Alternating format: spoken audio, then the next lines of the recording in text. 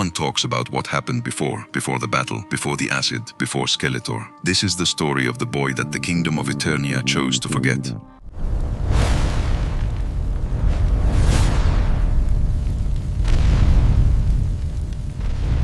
King Miro was the most powerful ruler of Eternia, a man who had won wars and made cold decisions. But even kings have moments when they stop being kings and become simply men.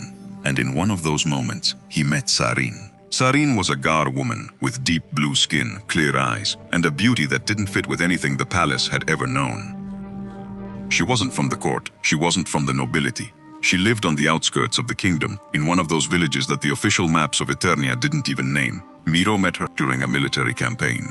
And what started as an encounter turned into something the king never knew how to handle. Sarin became pregnant, and here's the first thing no one ever told you. Miro knew about it. He knew from the beginning, and he chose to do nothing. Keldor was born with his mother's blue skin, the king's eyes, and a mark that would haunt him all his life in Eternia, not truly belonging anywhere. Sarin loved him with all her heart.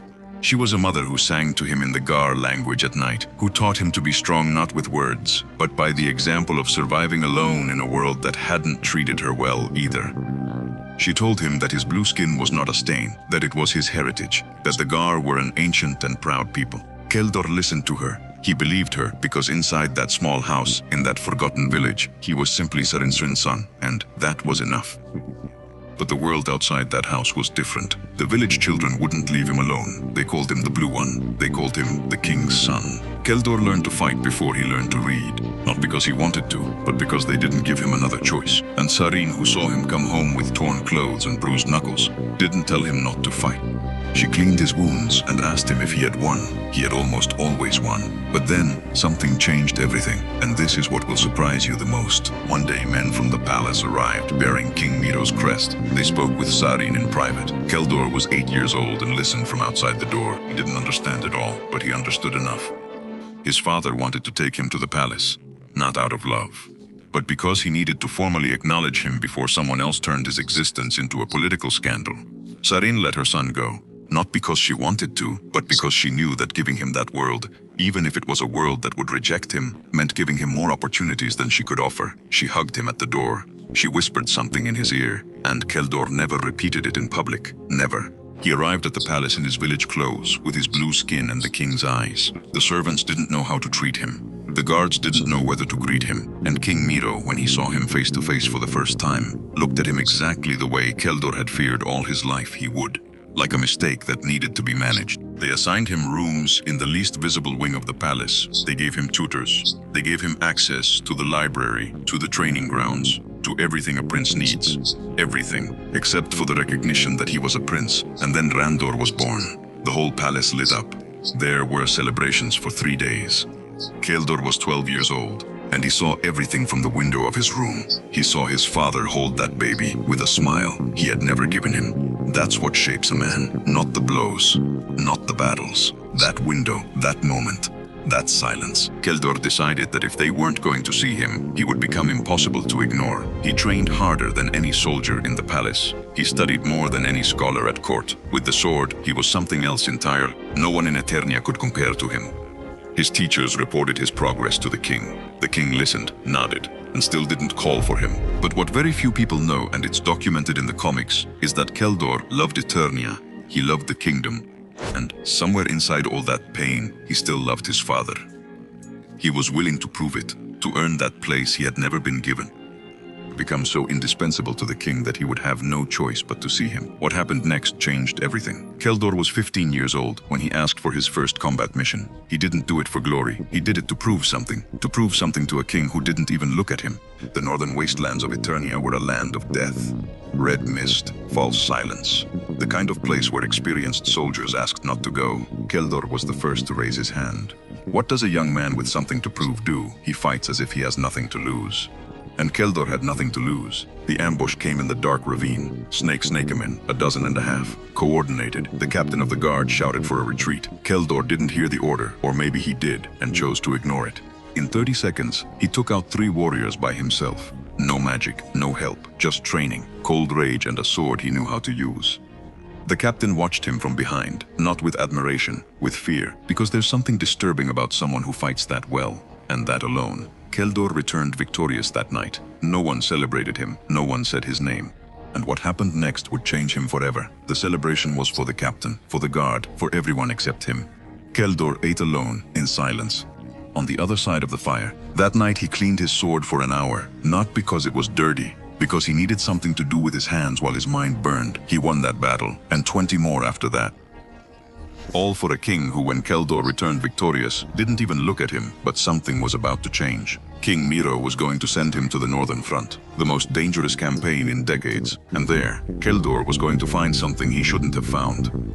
Armies of Eternia, storm on the horizon, thousands of soldiers marching north, and at the front, with blue skin shining under the lightning, Keldor. The battle was brutal. 3 days, no rest. In the end, Keldor planted the royal banner on conquered ground with his own hands, with blood on his face. The report reached King Miro, total victory in the north. The king nodded. He didn't ask who had led it. General Davan, realizing the situation, saw the opportunity to take credit for the victory, and he did, in front of the entire court. Without blinking, Keldor confronted him in private, without shouting, without threatening. He just stared at him and asked, "Why?" Davan answered with something Keldor didn't expect. He didn't deny anything. He just said, "Your Gar blood will never be welcome on the throne. Accept it." That night Keldor thought of his mother, of Sarin, of her blue skin, just like his, of everything she sacrificed so he could be there, and for what? It was the first time he cried since childhood alone, on the empty battlefield with no witnesses. Or so he thought. Calix was a common soldier, loyal, straightforward. He approached without asking permission, sat down beside him, and didn't say anything for a long while. When he spoke, he said this: "The men who hate you the most are the ones who fear you the most. That's not your weakness, it's their problem." Calix became the only real ally Keldor ever had in his life, the only one who saw him as a person, not as a weapon, not as a threat. Remember that name, because what happens to Calix later on hurts. They trained together for months. Keldor taught him technique. Calix taught him something harder: to trust someone. New campaign. This time to the east, evil warriors, hostile territory. The mission was to clear out an abandoned enemy camp. It seemed routine. It wasn't. In the center of the camp, inside a black stone box, there was a book. Old sealed, with markings that Keldor recognized immediately. They were written in the Gar language, his language. Only he could read it in the entire Eternian army. Only him. He took it, he kept it, he didn't report it. The first pages changed something in his mind forever. The book spoke about dark magic. It spoke about the Gar, about their history, their power, their greatness. Everything he had been taught to ignore was written there. And in the last chapter of the book, a man appeared. A being who had mastered dark magic like no one else in Eternia. A being who could give him everything the kingdom had denied him. Ordak. Keldor closed the book. He took a deep breath, and he opened it again. That night he tried the first spell. Simple, small. His hand glowed black and gold for 3 seconds, and he knew it was real. Calix found out. He didn't say anything for a moment. Then Keldor put that book down. It was the first time Calix had spoken to him like that, with fear in his eyes, and Keldor understood, but he couldn't let it go, because for the first time in his life, something had chosen him.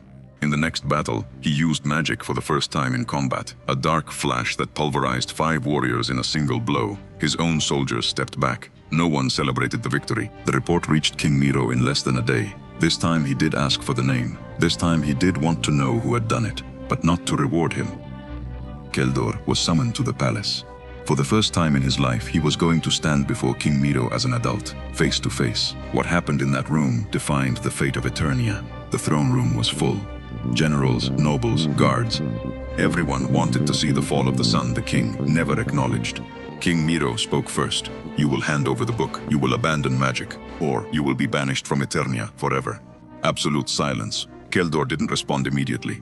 He closed his eyes and remembered. He remembered his mother, Sarin, saying, "You are more than what they see." He remembered when King Miro first looked at him and chose not to acknowledge him. He remembered Davan, the hidden battles, the lost years. All he gave, all they took from him. He opened his eyes and looked at King Miro, unafraid for the first time, then turned away. He walked toward the exit with the book under his arm. Calix called out to him from behind. King Miro stood up from the throne. His voice echoed throughout the hall. "Do you dare turn your back on me, on your king?" Keldor stopped. He didn't turn around. He just said 3 words quietly, loud enough for everyone to hear. "I have no king anymore." And he kept walking into the darkness of Eternia. Alone, free, and more dangerous than ever. No one followed him. No one said anything. because deep down, everyone knew he was right. Keldor had no plan. He had no destiny. He only had one certainty that he had carried since he was a child and that he had never been able to confirm. His mother was Gar, and the Gar had a kingdom somewhere to the north. He crossed nameless territories for weeks, without a map, without a guide, with no one. Only the color of his skin guided him.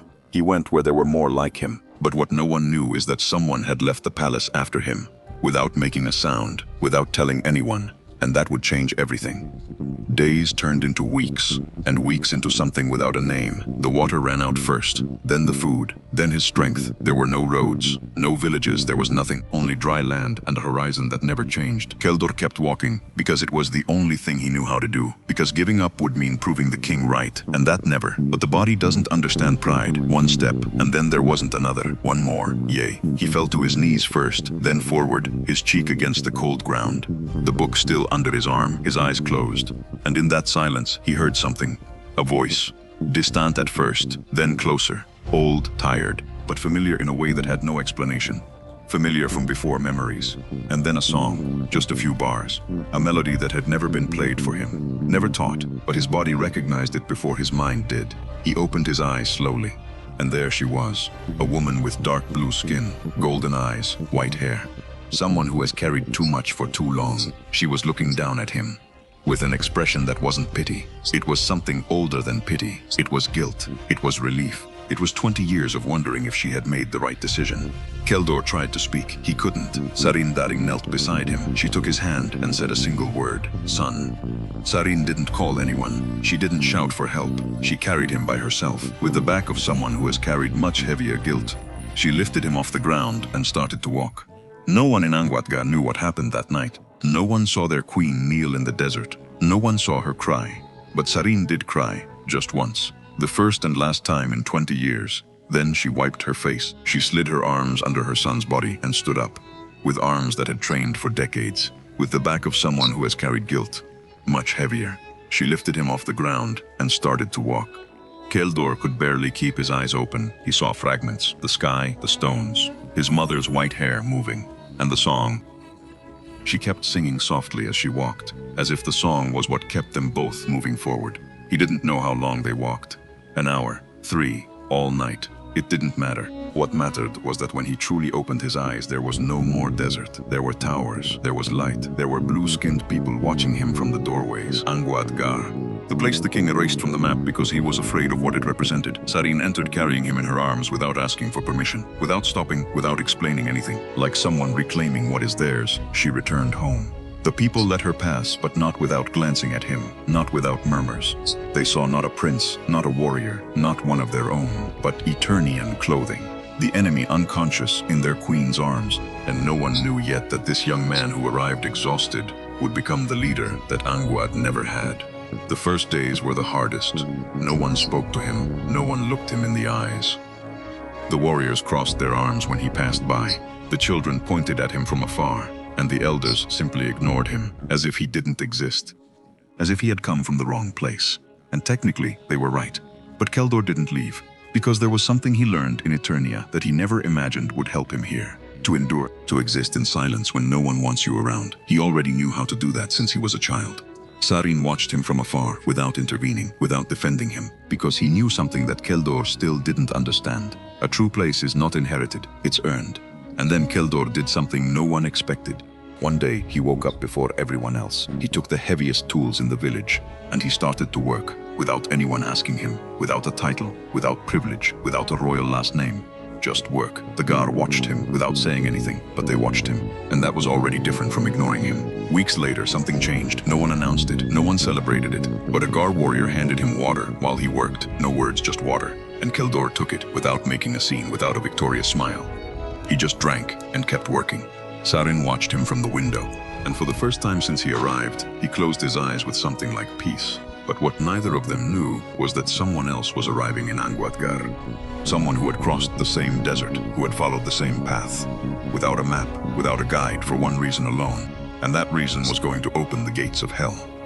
She was 1 second away from not making it. The Gar warriors came out with their swords drawn, without asking, without hesitation. A human alone at the entrance of Anguad smelled Lecnia was the enemy. Calix didn't even have time to speak. The blades were already at her neck, and then a voice was heard. Stop. The warriors froze because that voice wasn't asking. It was commanding. He looked at them one by one, without anger, without drama. Only with the authority of someone who no longer needs to raise his voice to be heard. He's mine, he said. Let him through. That moment changed everything. Not the act of saving Calix, but what the Gar warriors saw in Keldor's eyes. A leader, not a prince by blood, a true leader. Keldor walked up to Calix. He looked him up and down, dirty, exhausted, with clothes torn to shreds by the desert. What are you doing here? Calix smiled, with the same smile as always, as if he had crossed the desert for a stroll. If one of us is exiled, both of us are exiled. Keldor didn't answer right away, because there were no words for that. There was only one thing to do. He hugged him, and the Gar warriors who were watching them saw something they had never seen in their leader. Not the warrior, not the prince, not the strategist. They saw the man. And so something began to be built that no one in Eternia could have imagined possible. Anguad grew, not by magic, not by conquest, by work, by sweat, by dignity. Keldor organized the Gar warriors. He taught them the tactics of Eternia, and they taught him something that Eternia never gave him, to fight for his people. Not for a king. Months went by, and something no one expected began to happen. The Gar people stopped ignoring him, first the warriors, then the elders, then the children who used to point at him. They began to follow him through the streets, not as a stranger, as one of their own, but there was something that grew along with the kingdom. Something that Keldor hadn't told anyone. A lie, not Sarin, not Calix, the book of dark mysteries. Sometimes Keldor wondered if he was the one who carried it, or if it was the book that guided him here, because there were nights when he felt it. A kind of calling, soft at first, like a whisper. Sarin caught him one early morning. She found him with the book open, and his hands glowing with dark energy. She didn't scream. She didn't confront him. She just closed the book slowly and looked at him. That power has a price. I know, Keldor replied. I don't think you do, she said, and she was right. But Keldor wouldn't understand it until it was too late. Over the months, Calix became more than just an ally. The training sessions at dawn, the night watches, the battles where each covered the other without needing words. Keldor and Calix were no longer just friends. They became brothers. The only real bond Keldor had ever had in his entire life. But the kingdom was growing, and with it, uncertainty.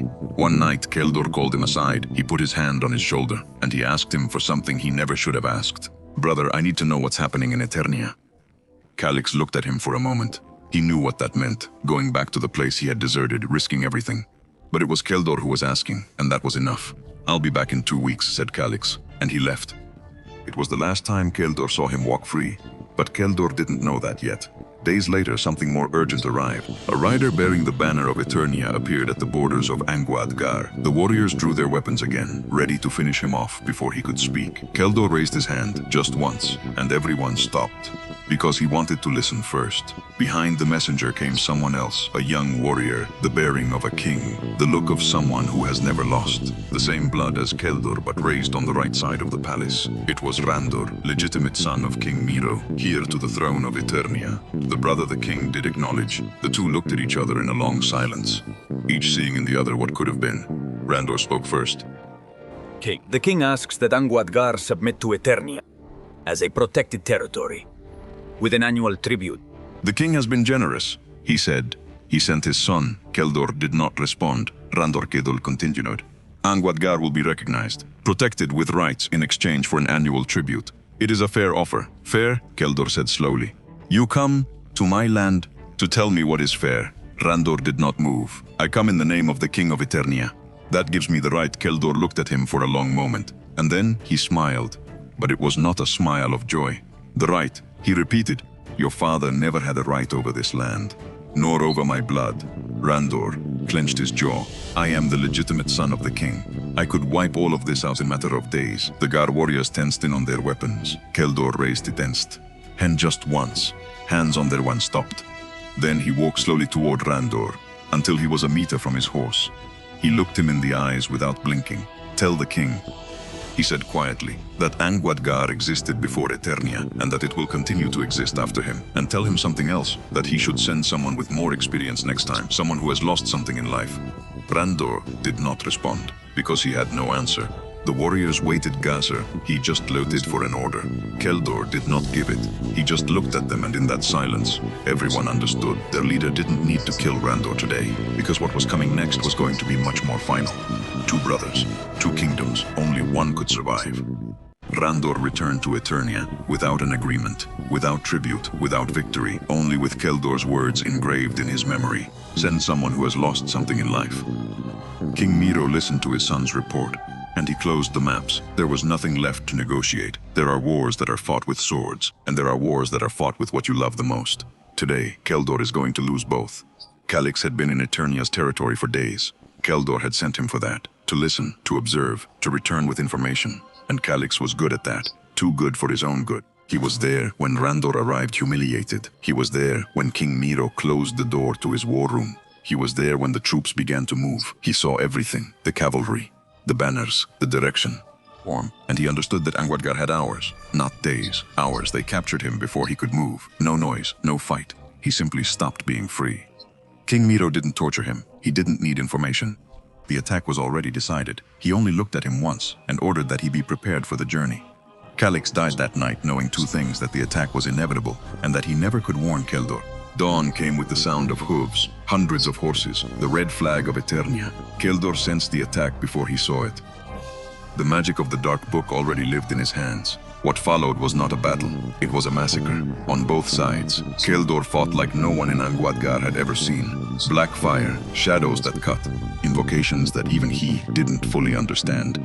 And in the midst of the chaos, the horses arrived, without riders, sent from the northern flank as a distraction, as a message. On the last horse, tied like a war trophy, was Calix, dead. Keldor saw him from the battlefield, and for the first time in the whole war, he stopped. He didn't scream right away. He just looked at him, as if his mind refused to understand what his eyes were seeing. And then something broke. It wasn't a scream. It was something worse. It was the sound of a man losing the last thing that held him together. The magic responded before he did. Black, uncontrolled, hungry, without direction, without limit, not caring who it reached. Keldor didn't see Sarin in the courtyard. He didn't see her when the magic reached her. He only heard her name, spoken with that voice he had known since before he knew how to fight. He found her among the rubble of the palace he himself had built for her. Keldor arrived and held her before she fell. She looked at him and barely smiled. Keldor. Not the warrior, not the rejected prince. Not the man the dark books had been changing. His name, the same as always. You're still you, she said, and in that moment, he still was. Sarin died in his arms, slowly, like someone finishing something that was already written. Keldor didn't cry, he didn't scream. He held her for one more second and let her go, carefully. As if he could still break her, he stood up, turned toward the horses, toward Calix, and something closed, not suddenly, silently, like a door that no one would ever open again. That day Keldor lost everything. Calix, his only friend, the only one who never asked him to be different. Sarin, his mother, the only one who still called him by his name. And when there was nothing left, he looked toward Eterna and said the only words he had left. You took everything I loved from me. Now I will take away everything you are. That day, Keldor understood something he would never forget. Love doesn't protect. Love points out who to destroy. And that man who held Sarin among the rubble, that man no longer existed. What stood among the ruins of Anguad still had no name. Anguad fell silent after that night. Not the silence of peace. The silence of what no longer has a name. Nothing left to lose. The Gar warriors who survived waited for orders. They waited for the prince they knew. The one who spoke of alliances, of diplomacy, of the future. That man did not return. The one who stood among the rubble was different. He didn't shout. He didn't cry. He didn't promise revenge with his fist raised. He just organized, cold, methodical, without pause, as if pain had made him more efficient. Weeks went by. Keldor didn't sleep like before. He didn't eat like before. He didn't speak like before. He only planned. And when he was ready, he didn't go looking for soldiers. Soldiers obey out of fear or for money, and fear and money run out. He went looking for something more dangerous. He went looking for those whom King Miro had decided didn't exist. The tribes that Eternia never invited to their tables. The races that worked their mines. They stocked their markets and cleaned their streets. But they never had a name on their maps. Beastman came from a people the king used as brute force. Mirman led a race that Eternia had confined to the deepest waters. Trapjaw was the result of an experiment the king would rather forget. And was a sorceress that no academy in Eternia had wanted to train. Different, rejected, invisible to the crown. Keldor found them one by one, not in palaces, on the margins, where people go after the official world shuts its doors to them. He didn't give them money, promise land, or titles. He just told them the truth. King Miro used you when it suited him. He ignored you when it didn't, and that's never going to change, unless someone shows him he was wrong to underestimate us. And that was enough, because Keldor was the king's son, and still he had been rejected. Still he had lost everything. If even the prince of royal blood had been cast aside, what hope did any of them have? None, unless they followed someone who understood exactly how that rejection felt. And Keldor understood it better than anyone. He gathered them together once before the attack.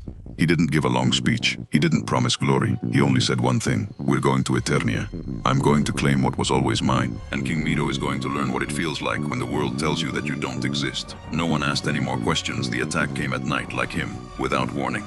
Keldor had studied every entrance to Eternia for years. He knew the guard shifts, the blind spots, the routes no one watched, because no one believed anyone would use them. They made it all the way to the castle. Keldor stood in front of the gates, and he shouted what he had kept silent for years. I am Keldor of the House of Miro, the legitimate son of the King of Eternia. I have come to claim what belongs to me. I have come for all of you. The silence that answered was worse than any army. And then Randor arrived. No longer the young, humiliated prince who had gone to negotiate, but the warrior his father had trained for moments exactly like this. Keldor smiled. He knew the moment of revenge had come. He was stronger than Randor. He always had been. Bigger, faster, with years of dark magic in his hands. Randor knew it. Keldor knew it. Everyone on that battlefield knew it. What followed was not a fair fight. Keldor dominated from the first blow. Black fire, shadows that sliced through the air. Randor stepping back, step by step, no way out, no answer. And then the sorceress intervened from the top of the castle without words. She conjured something ancient. A golden light tore through the night sky. Something came down at great speed. Keldor raised his magic to stop it. Randor raised his shield. But it wasn't an attack. It wasn't an army. It wasn't a shield. It was the sword of power, the original source of Grayskull. The weapon that the Lords of Trolla had forged before Eternia even had a name. The same one that King Grayskull had wielded in the Great Wars. The key to everything. And Grayskull gave it to Randor, not to Keldor, to Randor. Keldor saw it, and something in his chest tightened in a way that had no name. His whole life had led to that moment, rejected by his father, rejected by Eternia, and now rejected by the oldest power in the universe. But he didn't show it. Randor wielded the sword, and something changed in him, a strength that wasn't entirely his own. A light that pushed back the darkness. And for the first time into Maikabian, the rage came the whole fight. It wasn't that it was a tide. Every game he had lost. Sarin Breyo, it was a tide. Everything he had lost. Sarin Calix, his name, his blood, his right. It all hit him at once, and the magic answered that rage. Out of control, Uban Langre Keldor threw everything he had. One final blow, uncontrolled, born from the purest pain. Randor raised the sword of power. The clash was absolute. Dark magic against the power of Grayskull, and the sword broke in two. Not from weakness, not from the impact, because they had always been two. Two brothers, two heirs, two halves of the same power, sons of the same king. The sword only revealed what had always been true. One half fell at Randor's feet, the other rolled to Keldor's feet. The power of Eternia, divided, just like them. The silence that followed lasted less than a second, but to both of them, it felt like an eternity. Keldor looked at the half of the sword at his feet, and he understood something that no one had ever explained to him. Grayskull hadn't rejected him for being Gar, not for being the forgotten son, not for the dark magic. It had rejected him because, at that moment, Keldor wasn't fighting for Eternia. He was fighting for his own pain, and the oldest power in the universe doesn't give itself to the one who needs it most. It gives itself to the one who deserves it most. That truth hit him harder than any sword, and it was in that moment of total clarity that he made the coldest decision of his life. It wasn't rage, it wasn't pain, it was something worse. It was the conscious choice of a man who understood everything and who had finally accepted his destiny. He reached inside his cloak and took out the vial. Randor saw it. He raised his shield. Keldor smiled. I didn't just come for Eternia, little brother. I came for King Miro, and you'll deliver my message to him. He paused. I'll destroy what your father loves most, your beautiful face. You'll live as I have. Every damn day you will be rejected like I was, and you will live through the same hell as me. He threw it. Randor raised his shield at the last second. The vial smashed against the metal, and the acid bounced back. Keldor didn't have time to move. What followed lasted less than a second, and it changed everything forever. The pain was absolute. There was no scream to describe it. Keldor fell. His warriors carried him. They fled before the army of Eternia could reach them. Randor didn't pursue them. He didn't need to. He looked at the half of the sword in his hand, and he knew this wasn't over, that it would never be over. Keldor traveled for 3 days unconscious, between life and what comes after. And in that space between the two, he made the last decision he would ever make as Keldor. He didn't ask for help. He didn't seek out a healer. He didn't beg any god of Eternia. He went to find Ordak. Ordak didn't ask why he had come. He already knew. He only said one thing: I will give you the power of eternal life. You will never die again. But in exchange, you will give me your soul. Keldor didn't move. You will never remember that you were Keldor again. You will never remember your mother or your friends. Your blood. You will never feel kindness again, nor friendship, nor love, nor anything that reminds you that you were ever human. The silence lasted less than a second. Keldor answered without hesitation: deal. Because he had already understood something that Randor would never comprehend.